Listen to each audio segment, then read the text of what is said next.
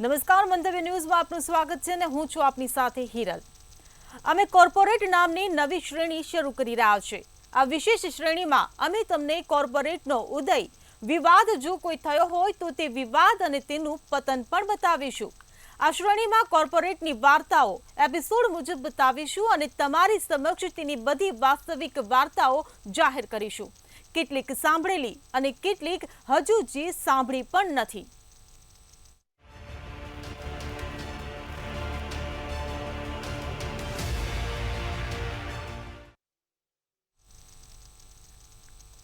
Corporate ફાઇલ્સમાં શરૂઆત કરવા માટે અમે તમારા માટે કેડિલા ફાર્માસ્યુટિકલ્સ લિમિટેડની સ્ટોરી લઈને આવ્યા છીએ।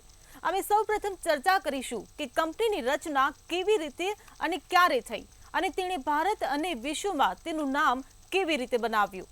કંપનીની પ્રગતિ માટે જવાબદાર લોકો કોણ હતા? તો ચાલો આગળ વધીએ અને કેડિલાની 7 દાયકાની સફર પર નજર કરીએ। 1951-52માં સીપીએલનું નિર્માણ થયું।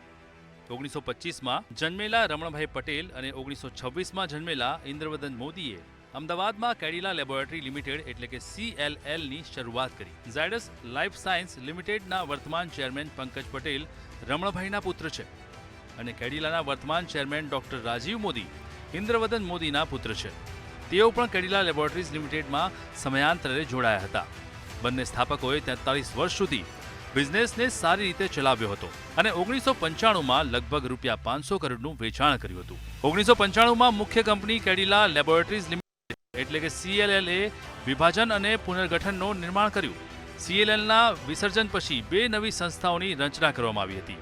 કેડિલા ફાર્માસ્યુટિકલ લિમિટેડ CPLની માલિકી અને તેનું નિયંત્રણ રાજીવ મોદી પરિવારમાં આપવામાં આવ્યું, જ્યારે કેડિલા હેલ્થકેર લિમિટેડ CHLની માલિકી અને નિયંત્રણ પંકજ પટેલ પરિવાર દ્વારા કરવામાં આવ્યું હતું। 1995માં જ ઝાયડસ એટલે કે જીયસમાંથી ઉતરી આવેલો નવો શબ્દ પટેલ પરિવાર દ્વારા બનાવવામાં આવ્યો હતો અને તેમના વ્યવસાય જૂથને ઝાયડસ જૂથ તરીકે ઓળખવામાં આવ્યું હતું।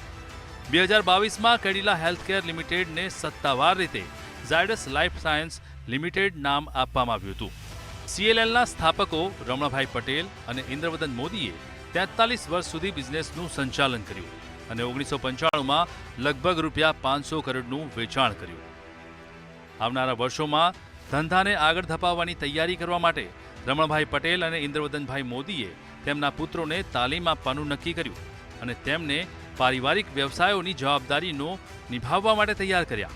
બંને તેમના પુત્રોને તાલીમ માટે અદલા બદલી કરવાનું નક્કી કર્યું। પંકજ પટેલના પિતા રમણભાઈ પટેલે ડોક્ટર રાજીવ મોદીને તાલીમ આપી હતી અને ડોક્ટર રાજીવ મોદીના પિતા ઇન્દ્રવદનભાઈએ પંકજ પટેલને તાલીમ આપી હતી।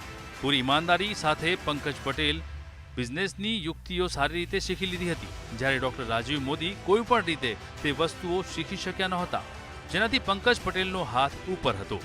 પંકજ પટેલે તેના વ્યવસાયમાં ઉત્કૃષ્ટ દેખાવ કર્યો અને તેમણે એક વિશાળ સામ્રાજ્ય ઊભું કર્યું, જ્યારે રાજીવ મોદી પંકજ પટેલની ઝાયડસની તુલનામાં ઊંચાઈ મેળવી ન શક્યા। તેમની ક્રિયાઓ, નીતિઓ અને વર્તનને કારણે પંકજ પટેલની સરખામણીમાં પૈસા અને સન્માન બંને રાજીવ મોદીથી દૂર રહ્યા। આગળ વધવા પહેલા ચાલો કેડિલા ફાર્માસ્યુટિકલ્સના સ્થાપક ઇન્દ્રવદન મોદી વિશે વાત કરીએ। સ્થાપક ઇન્દ્રવદન મોદીની જબરજસ્ત દ્રષ્ટિને કારણે જ તેમણે વર્ષ 1951માં દર્શાવી હતી તે બ્રાન્ડ કેડિલાની ઉત્પત્તિ હતી। 18 ફેબ્રુઆરી 1926ના રોજ દક્ષિણ ગુજરાતના ભરૂચ જિલ્લાના હાંસોટ નામના એક નાના ગામમાં જન્મેલા તેમના જીવન દરમિયાન તેમણે ભારતીય ફાર્માસ્યુટિકલ્સ ઉદ્યોગ પર કાયમી અસર છોડી। 1951માં તેમણે સસ્તી દવાઓ ઉપલબ્ધ કરવા માટે કેડિલાની સ્થાપના કરી, જેણે આખરે હેલ્થકેર ઉદ્યોગની ગતિશીલતા બદલી નાખી, જે દેશમાં અગાઉ મોંઘી આયાતની દવાઓ પર સંપૂર્ણપણે નિર્ભર હતો। ત્યાં ઇન્દ્રવદન મોદીએ હૃદયરોગ નિવારવા માટે નવીન અને અસરકારક ઉપચાર વિકસાવવાનો શ્રેય આપવામાં આવે છે, જેની ઘટનાઓ યુવા ભારતીયોમાં ઝડપથી વધી રહી છે અને ક્ષયરોગ જે ભારતમાં પણ સ્થાનિક છે।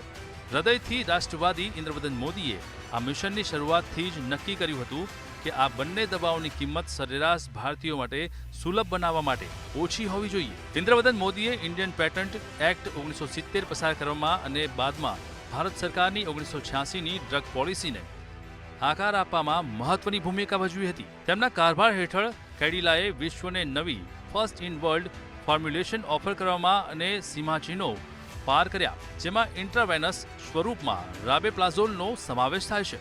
આજે તેમનો વારસો કેડિલા કોર્પોરેટ પરિવારના હૃદયમાં જીવે છે. કેડિલા ફાર્માસ્યુટિકલ લિમિટેડના ઇન્દ્રવદન મોદીનું 2012માં અવસાન થયું હતું. કેડિલા ફાર્માસ્યુટિકલ લિમિટેડે ભારતની સૌથી મોટી ખાનગી હસ્તકની ફાર્માસ્યુટિકલ કંપનીઓમાંની એક છે. છેલ્લા 7 દાયકાઓમાં તે વિશ્વના દર્દીઓ માટે સસ્તી દવાઓ વિકસાવી રહી છે અને તેનું ઉત્પાદન કરી રહી છે. તેમની નવીનતાની આગેવાની હેઠળની દવા શોધ પ્રક્રિયાઓ વિશ્વના લોકોમાં આરોગ્ય અને સુખાકારીની ખાતરી કરે છે. નવીનતામાં તેમના ઉન્નત રોકાણ અને સંશોધન અને વિકાસમાં મજબૂત ટ્રેક રેકોર્ડ્સ તબીબી ચમત્કારો કર્યા છે, જેણે જીવન બદલ્યું છે અને વાસ્તવિક જીવન પર ઊંડી અસર કરી છે. કાળજી કેન્દ્રિત, સંશોધન સંચાલિત કંપની હોવાને કારણે કેડિલા ફાર્માસ્યુટિકલ્સ લિમિટેડ ક્લિનિકલ સંશોધન અને તબીબ પ્રેક્ટિસમાં ઉચ્ચતર નૈતિક ધોરણોનું પાલન કરવા માટે પ્રતિબદ્ધ છે. બ્યુરો રિપોર્ટ, મંતવ્ય ન્યૂઝ.